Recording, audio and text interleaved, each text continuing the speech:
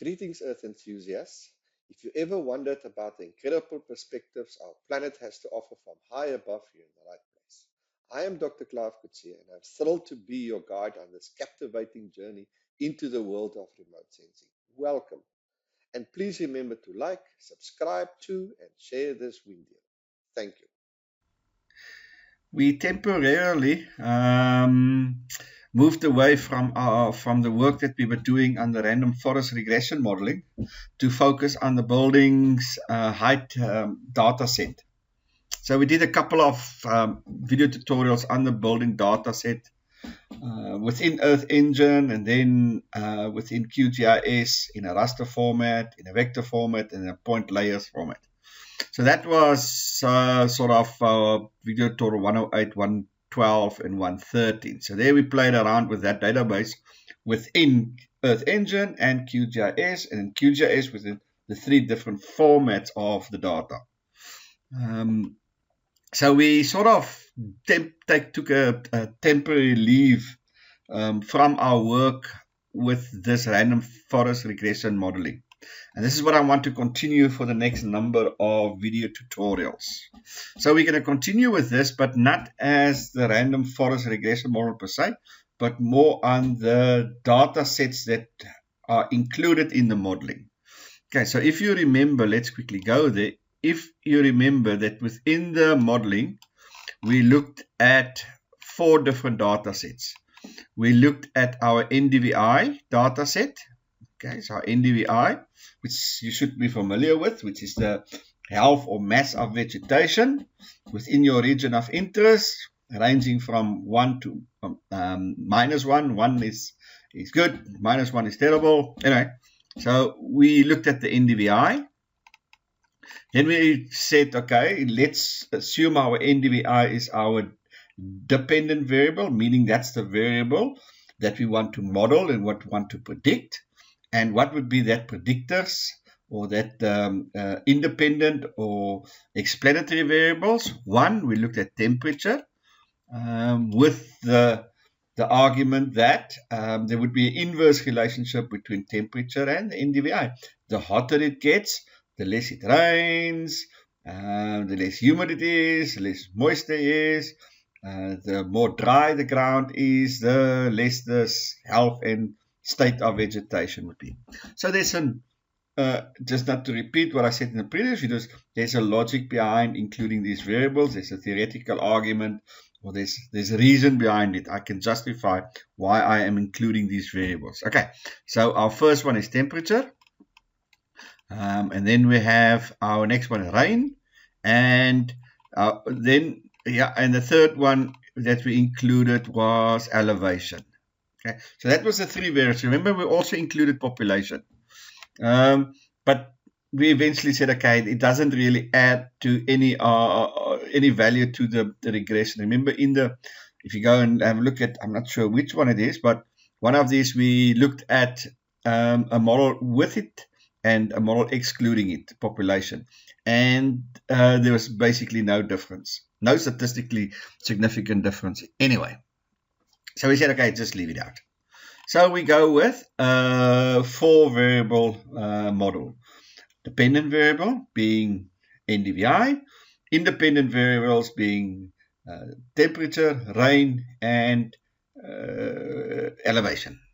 Now, it also should, if you go and have a look at those videos, should be evident that we're missing some variables. Because I think they explain something like 50% or thereabouts. They don't explain up to the 90%, which we would like to.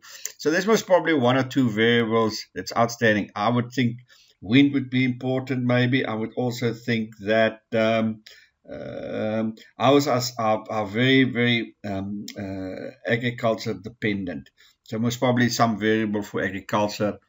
But yeah, one can think about that. So what I did then within these, I actually just created a little script to export each of these images. Okay, so there's my NDVI. So I'm going to export my NDVI image. I'm not sure if it will. There's my NDVI image. So it's going to export this image. Okay, Next one, I'm going to then export my temperature image. There's my temperature. It must probably will take a bit of time to load. That's not really the main thing, is that we're exporting this. So we're using the same code, normal export to my drive, nothing strange about, nothing weird about it. It's the same stuff, and I'm exporting it to my project folder within my Google Drive. Google Drive folders. Okay, so remember, in order to do this, you have to have a Google Drive that you can export it. I'm not going to be phased about the colors in this case now, because that's not the purpose of this video tutorial. I did the same with rain, and I did the same with elevation. So I simply just export it to my Google Drive. Okay, remember, it will go in my tasks. And you see there, it's because I've rerun it. It's again available for uploading or exporting, but it's already exported. You can see the blue. They're already blue, so they're already exported to my Google Drive. You see it's completed. Took about 1 minute, etc., etc. Open in Drive. You can see there. We can now open it in Google Drive. Anyway, that's not the purpose. So once it's uploaded into Google Drive, then you simply just export it to your laptop or your desktop in the folder there of your project, and then you can upload it in QGIS. Okay, and then you can upload it in QGIS. So I've opened my QGIS and I've uploaded it. You can see there's NDVI. So that's how it looks. There's my region of interest. There's my NDVI. Let's look at rain. There's my rain. The blue is higher rainfall than the white. The white is lower rainfall values. You can see there. Let's have a look at temperature. There's my temperature. Sorry, there's my temperature.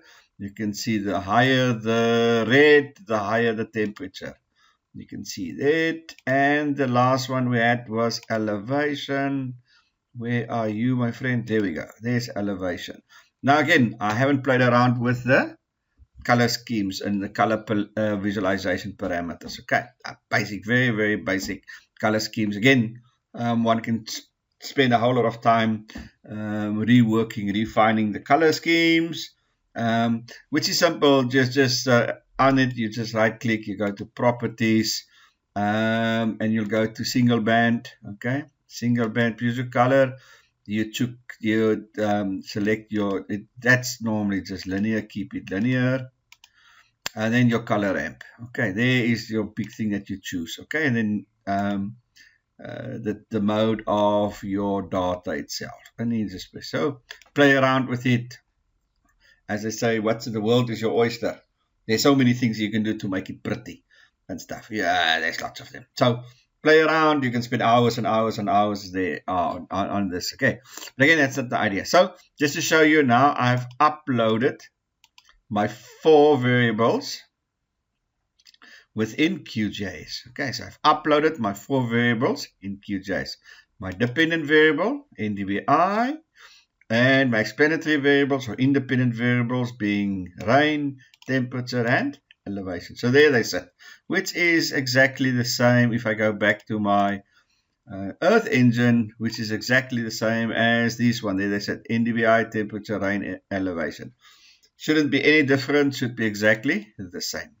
Now my rule of thumb, okay, is to immediately convert them in from a decimal distance or a decimal reference system to a meters reference system. So if I go to properties, in any of them, they will all be exactly the same. If I go to any of the properties, you'll see if I go to source, they'll all be in this coordinate reference system. Okay, which is not ideal. It's not ideal. You'll see that, where did I say that? Because it's it should be in meters. This is, you can see now, it doesn't really say here, but it's not in meters, meaning in meters of distance. Okay, accuracy, celestial body. So this is in decimals. So if I go into my one that I converted into My preferred reference system, there's elevation R. Let's just go there. I haven't done the color scheme to show you that it's exactly the same things. If I go to this one, properties, I go to information. Okay, first go to source. It's in Pseudo Mercator, which is a referencing system in South Africa that's in meters. You'll see, there we go, meters, units is meters. That's what I'm looking for, is this one, which says meters. Let's have a look under name. Did we miss it now? Under name, did it give him name? Yeah, units, it just says units. It's in decimals, it's not in meters. So that's no good. Obviously, when we do distance measurements and things, you want it in meters. So again, I've taken all 4 variables and converted into meters, which is, and that's with the RP. So name with the RP for reprojected. Okay, which is simply you just go to raster, you go to projections. Remember, we use wrap project. Okay, and that's the one that we want to, which is 4326, which is the one that we want to reproject.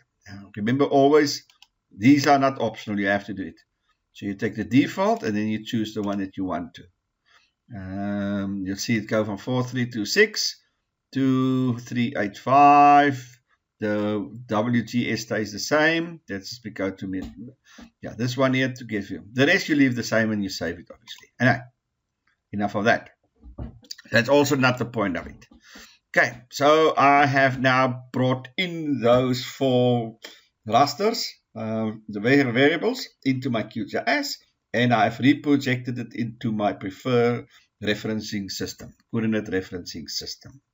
Okay, so happy so far, all good. Let's proceed. Okay, the next step that we're in our journey, in this particular journey, is, remember, within our code, once we've combined the 4 variables, remember we've created a new image, which is a multi-band image. We have created now within this image 4 bands, which is NDVI, temperature, rain, elevation. Okay, so we now have a new image, which is a multi-band image. It has 4 bands, which is our 4 variables. That's it. This is this one here. Great.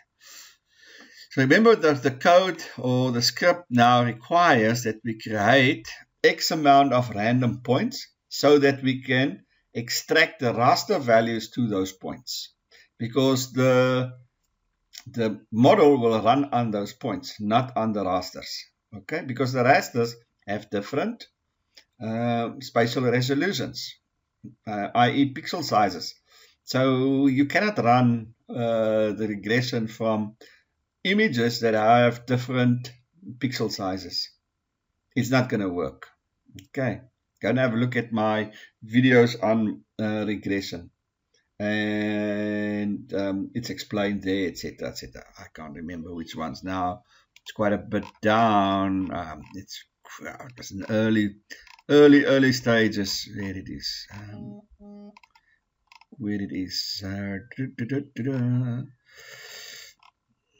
Anyway, if you go down,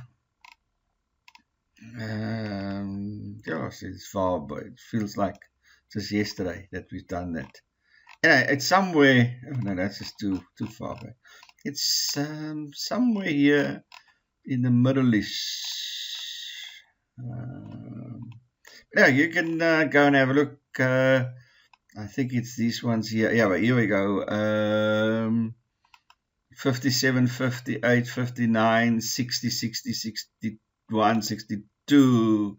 Yeah, so they're in the late 50s, early 60s. Okay, so go and have a look at those videos for more information on that.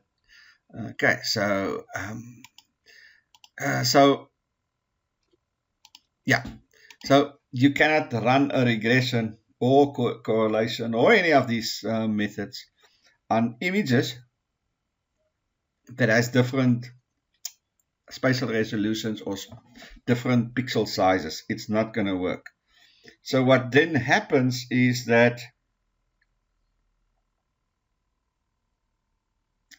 what now happens typically is that, we have to generate points, random points, and then extract those raster images to those points, and then the model runs from those points. So this is exactly what we're doing here. We're generating, in this case, 10,000 points within my region of interest, and it's random within columns, and then we just add it. Okay, and that's something, it's going to take a bit of time now, but it looks like this. So this random points here, if I go, let's make it, let's expand on it. Let's expand on it. Each of these points, remember, they're supposed to be random, meaning there's an equal chance of each one happening, etc., etc. So okay, let's take this out, see if I can speed up that. Sorry, it's just taking a bit of time. Let's see, there we go. So each of these points, so this one here, that point there, okay, you can't see there now. There we go, that point. Let's open it up a bit more. That point there, okay, that's now one of that 10,000. So that's a point within that 10,000. It's a random location here, okay, it's generated here. And what now happens within this is that the values of the NDVI temperature, rain, elevation at that point is extracted into this point itself. Okay, so this point now holds 4 values. It holds a NDVI value, it holds a temperature value, a rain value, and an elevation value. And so what I wanted to do is to export these points, okay, because I want to use it. Okay, so as I exported my images, I also want to export my table. These are 1,000 points, these random points, that has all these attributes, the 4 attributes. Okay, and there's my code to export that table. And why I want to do that is because now I can work with that data set within QGIS or wherever, or in RStudio or in Geoda. Okay, it's not now limited only to, working within Earth Engine. I can now export it. I'm going to export it. It's called sample, which is this one here.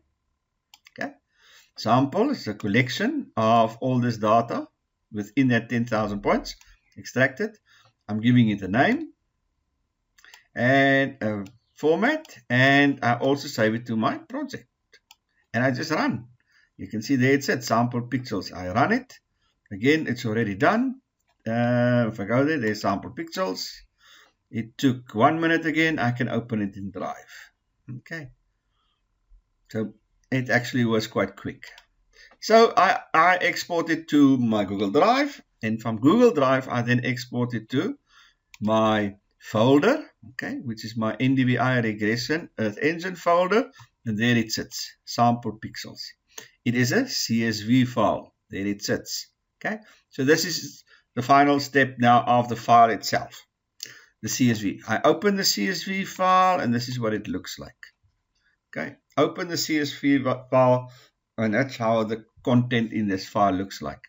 It's got a system index, meaning just a value from 0 to 10,000. If I go down, you'll see the last value. Oh no, this is, sorry, this is not the 10,000. No, this is not the 10,000. That is the testing one. Anyway, so that's the folder of the files. It's in my folder. If I open the folder, there it sits. 5,200 and odd number. Remember, we have a testing but that's also not the case. So, yeah. That's the amount of pixels that's been generated. It's got an NDVI value. It's got an elevation value. Sorry. It's got an NDVI value. It's got an elevation value. It's got a rain value. It's got a random value. And again, one can ignore this random value. That's just Google generated, Earth Engine generated. We have a temperature, and then importantly, we've got the geometry of each point, meaning the centroids, the lat and the long for each of those centroids. If we have a look at here, there's our ID, system ID, That's our NDVI value, 0.4. There's our 0.9 is the rain. There's our numbers. Anyway, it's there. You can see there's our coordinates, our long and our lat. In South Africa's case, our longitude is a positive and latitude is a negative. I'm sure, yes, I'm sure that's correct. Just confirm, but yeah, I'm 100% that's correct. Okay, but it's a CSV, so I want to convert this into an Excel. Nice little Excel spreadsheet with all this data. So I just go and highlight column A, you go to data, you go to text to columns. And then you simply just delimitate it, etc. etc. Okay, so I've done this. And if there's any questions, you're welcome to ask me on this one. But yeah, so I've done this, cleaned it up a bit, made it a bit nice. And this is how the data set eventually looked like. There's the index value, there's the NDVI value, there's the elevation value, there's a rain, there's this random number. I kept it in, I didn't delete it, but it means absolutely nothing at this stage. There's the temperature number, and there's my X and my Y coordinate. Okay, my long and my lat. Long is positive, lat is negative. I hope that's what I said just now. Anyway, so there's my nice little spreadsheet. So now I can do all sorts of things in the spreadsheet like you could normally do in Excel. Okay, so I'm not going to bore you with all those things, but you now have a nice little spreadsheet within Excel. And I love Excel, so there's lots of things one can do with this. But nonetheless, that's beside the point. So we've come a long way. So I now save this. Okay, it's Excel, but I save it also as a CSV file, or I just add in the previous CSV file into QGIS, and there it is. Okay, let's take that. There it is. Okay, so I import that CSV file into QGIS. Okay, and the way you do it is go to layer, add delimited text layer. Okay, so that's your CSV file that you're going to upload there. And then you just highlight your CSV file, you select your expression, whether it's a CSV with a comma or whether it is with this thing, this little sign, which is in my case. Then it should automatically pick up the coordinates. If not, you just select the coordinates and you press add. Okay, and it should be there like something like this. And there it sits. Okay, so now I've got my raster, NDVI. By the way, this is already properties. You'll see their source. I need to obviously change that as well. Okay, you see it's not in the preferred method. Anything that comes from Earth Engine is not in the preferred method or preferred referencing system. So I need to change that as well. Okay, so please remember to do that. And I have subsequently done that. If you go to this one here, if I go to properties, you'll see that it's updated. So I have updated them eventually. Okay, and just for sake of interest, let's work with the originals just to make sure that they're the same. So there's my NDVI, and there's the points. Now what I've done is I've just used the same color scheme, visualization parameters, with white being low NDVI and dark green being high NDVI. See, low and high. So they're exactly the same color scheme, and so the images looks very, very similar. You can see where the light parts are, the low NDVI values in the raster corresponds to the low NDVI values with the spreadsheet. Okay, with that points layer. So now I have a points layer. So the CSV file that I've uploaded to QGIS now become a points layer. So you'll see it looks like it's fairly accurate. So it extracted accurate numbers from the raster into the random points. If I right click on this points layer, I go to open attribute, you'll see there is all the numbers exactly as what we created in Excel. So it's exactly the same, 0.448, etc., etc. So let's have a look, 0.448. Okay, so it's exactly the same. No difference at all. Okay, so now I have exported my 4 raster images, okay, and my data set, my random points data set. Okay, and now I've uploaded it into QGIS, and there it sits. Nice, huh? Not too shabby. So now I've duplicated Earth Engine into QGIS. And the reason why I like to also move these things into Earth Engine, to QGIS, because I think QGIS to a large degree is easier to use. It doesn't require any coding and long elaborated scripts and all these sort of things. So in that sense, it's much more user-friendly, dare I say, than Earth Engine. But again, from day one, when I started this, I always said, Earth Engine is your starting point. It's where you depart from. Your arrival may be unknown. The road may be unknown. But what is known is your starting point. And your starting point is always Earth Engine. The starting point is always Earth Engine. Okay, so there we sit. Now the question is, okay, so I've just done a couple of changes and blah, blah, blah, blah. And we've created this one here, which I call update, which is the same thing, exactly the same, just reprojected. Okay, so let's not use that one. Let's see random points here. What is this one here? Is this one open attribute table? Okay, this also doesn't have the. Okay, well, let's quickly do it for lack of better say. So there's my. Sorry, not my, there's my that. So let's quickly reproject it. I haven't reprojected. Okay, so because it's a points layer, it's a vector. So we're going to go to your data management tool. We're going to say reproject layer. We're going to take out it and we're going to give it a target. Okay, and all the stuff we leave exactly the same. We're just going to go save to file.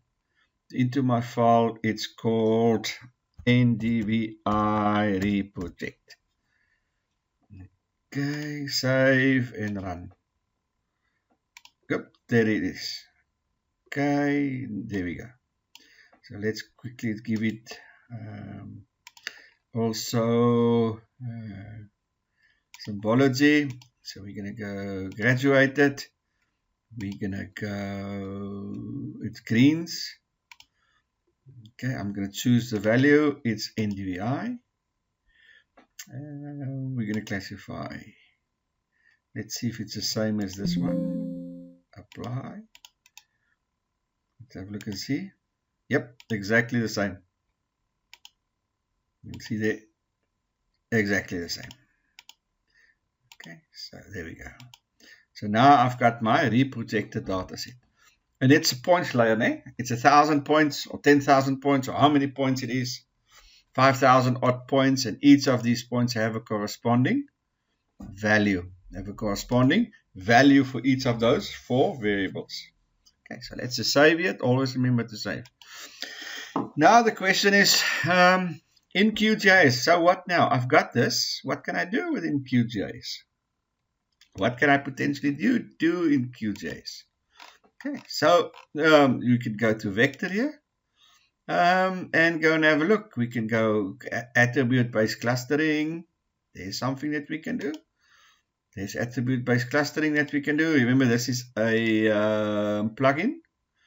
We can export it. We can do cluster analysis. Cluster analysis, for example. We can do, okay, supervised classification tool. Let's have a look there. Training data. We haven't done all these things, so that's something, but that's something you can do. Geoprocessing tool. We can create buffers and things. Geometry. We can do that. Analysis tool. Basic statistics for fields. Let's see what we can do there. Let's do the one that we just done, and we're going to do the NDVI. Let's run. It's there we go. It's filled. There's 5,200. First quarter, majority, max, mean, median, minority, range, sum, standard deviation, third quarter. So there's a whole lot of data that gives to you statistics that it supplies to you. Open it, there's that all again. Your basic descriptive statistics that it supplies. So that's something that we can do there as well. That was in analysis, in research, geometry too. No, it was in, where was it? Yeah, and analysis tools, counts points in the polygon, blah, blah, blah, blah. Mean coordinates, nearest neighborhood analysis. What would that be? Let's have a look and see. Yep, let's have a look and see what that means. Nearest neighborhood. Let's open it. Expected mean distance, nearest neighborhood, number of points, z-score. So there's a whole lot of point specific, point layer specific stuff that we can do within Vector. Okay. Research tools, that's just creating decision points. Or we can go into our processing toolbox. I like to work in processing toolbox because it gives you access to all your external programs. Now, your external programs, you can go to settings, options, and providers. There you go. ArcGIS, GRASS, LSTool, OTB, QGIS, QGIS 2.3, which is the 3D, the R, semiotic special design, visibility, white box, and white box.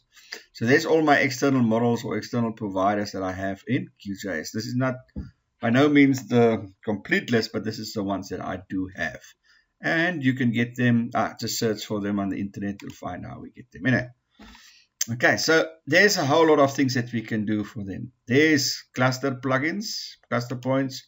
We can do data plotting. We can do density analysis that we can do.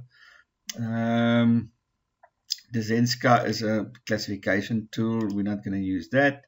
ArcGIS, let's have a look at that, which you can use. Then there's R. There's a whole lot of things, basic statistics you can do in R, etc., etc. I like to work with this white box tool. There's some interesting things in white box that we can work with that is worthwhile having a look at. So, for example, we can do, let's say, we can do attribute correlation. There we go.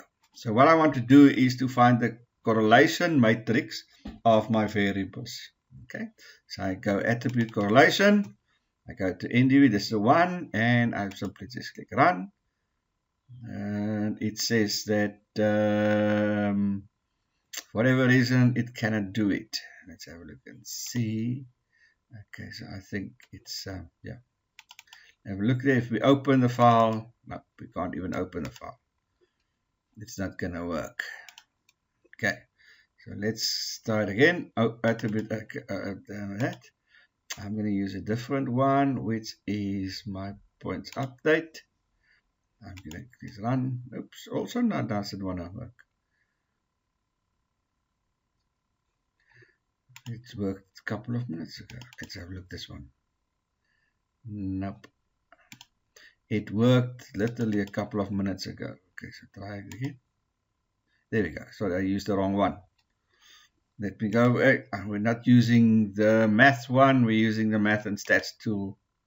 Attribute correlation, that one there. In the white box, not the white box workflows. Okay, and you just select your points layer, this one that we just created here, and you press run. So what happens? What's the output? This is the output.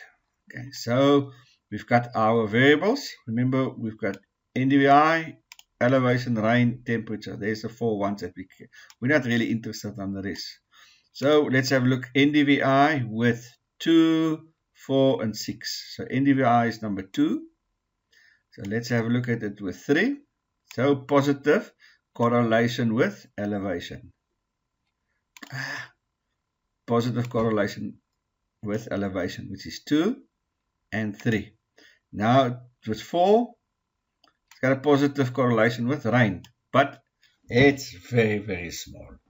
And that's most probably because the area that we have receives very little rain. And then temperature, which is 6. We can see it's quite a high correlation. And X as expected, negative. So rain, debatable, but let's keep it in. Logically, it makes sense. So we can generate an attributes a correlation report for the 4 variables, which is quite neat. Okay, so that's something that we can do within our white box processing box. Okay, what else can we do?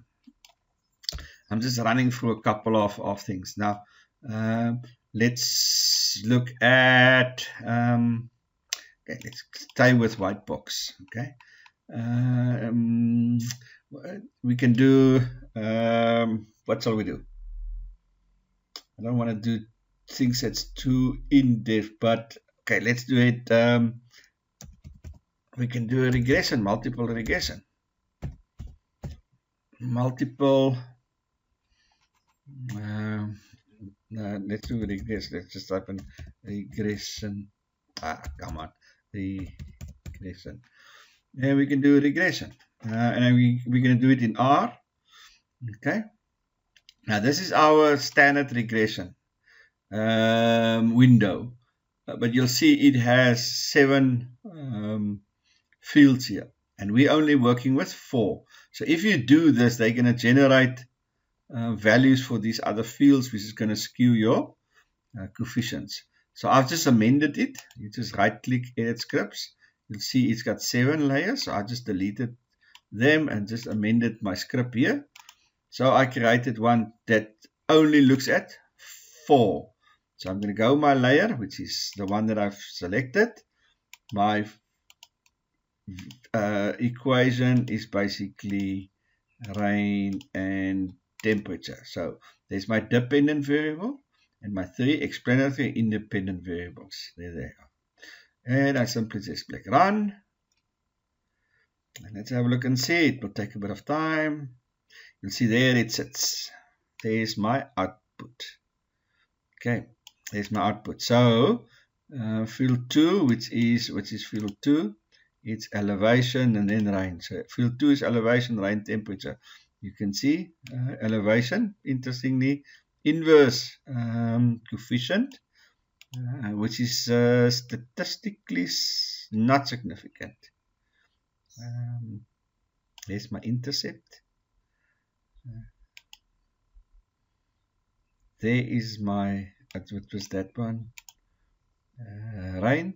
Rain is positive and temperature is negative. Rain is statistically significant.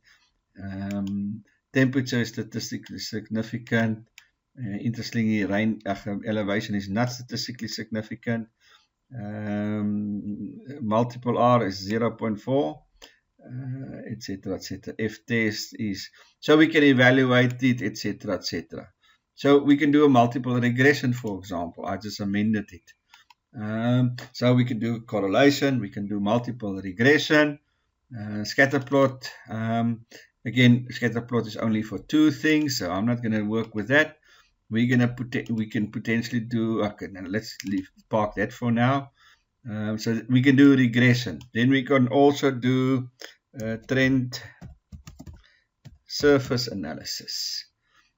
Trend surface vector points. I'm going to use the white box and not the flows. Okay, so we can do trend surface vector points. Come on, and we're going to use our NDVI, which is our dependent variable. Cell size, I'm just going to make 10 because there's lots of them. I'm not going to do it. And then obviously the orders. Now, if you don't know what trend surface vector analysis is, that we're trying to model the location itself, my region of interest, and where these things are located. Anyway, going to read up on it. There's lots of it. So let's have a look and see there. And so there is my calculations. This is first order. So your B and your X is the coordinates.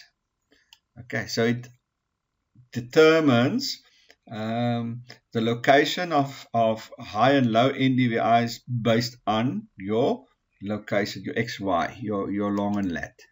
So there is your R square, pre-calc transformation coefficient, but here are the main ones that you have to look at. And we can do further, we can do a, let's have a look and see, we can do a third order regression. You'll see all it does is it keeps the coordinates, it just makes different variations of those coordinates, so to speak. You'll see now if you open it, you'll see there's same coordinates. You'll see A in x's, which is your x is the x coordinate and the y coordinate. Z is obviously the value. So you'll see the one they just square some of it, and they multiply the x and the y's, etc., and there they are. And what is nice is you can actually, let's gonna minimize it, you can display the the output. So if we right click there, property, so it's now trying to model. Let's just quickly correct it. I'm gonna do greens, and I'm gonna press OK and press OK, and there we go. Okay, so there it is. So based on the model, this was my first order polynomial. This is going to be my second order. Let's a third order. So let's do the same with it. And apply. You can see there as well. So if you go in the first order, let's just quickly put the NDVI values. You'll see there that the model is predicting higher NDVI values to this area of my region of interest and not, which is correct. If you look here, okay, but it fails to do this area here. When I look at the third order, you can see the third order is now a little bit more accurate in that it's predicting high NDVIs, low NDVIs values, high NDVIs, low NDVIs, and high NDVIs. So my third order seems more accurate than my first order. But you can test these, and yeah. So you can run TensorFlow and do a whole lot of work on TensorFlow as well. We can also create more on I statistics. We can also look at autocorrelation. So let's quickly look at autocorrelation, image autocorrelation. No. Okay, so let's do image. No, image is for autocorrelation, NDVI. So there's my, and I can do NDVI. There's my more on I statistics. Let's have a look and see. It should present itself now as well. That trend surface analysis I'll do in another video, more elaborate. There is my statistics, which suggests that it's very low spatial correlation. Very low spatial autocorrelation, which makes sense if you look at the data, etc., etc. So that's something that we can do. So as a summary, for now, where's the one that we were working on? That's this one. We've generated a whole lot of things, or a whole lot of images and statistics and stuff, which I'm sure you can do it in Earth Engine. I just find it that it's much easier to do it in QGIS than in Earth Engine. But as I said, Earth Engine is still the granddaddy of all. If everything happens there, it's the father figure, so to speak. So just to give you, then obviously there's much more than we can do. Interpolation we can do. There's a whole lot of things more we can do in Earth Engine. In QGIS. There's a whole lot of things we can do in QGIS. One of the things that I want to do is the interpolation, and maybe I'll do that in the next video tutorial.